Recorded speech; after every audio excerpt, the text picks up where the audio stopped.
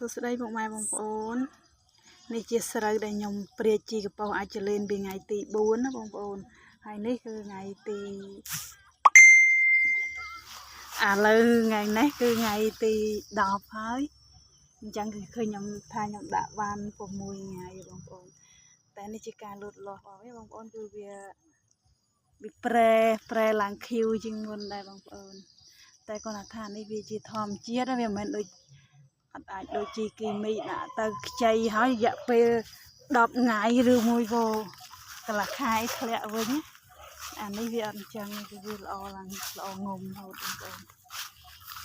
ហើយនេះតែទឹកវាគឺឡើងអញ្ចឹងវាឡើងខ្មៅឡើងបែកពពុះដូចយើងព្រាជីអញ្ចឹងដូចព្រាជីគីមីអញ្ចឹង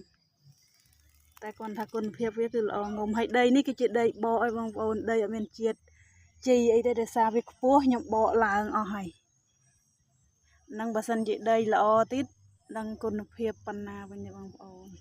តែនេះដោយសារដីបកតែនៅបានប៉ុណ្ណឹងទៀតណាសម្រាប់ខ្ញុំគឺខ្ញុំទទួលយកបានតែម្ដង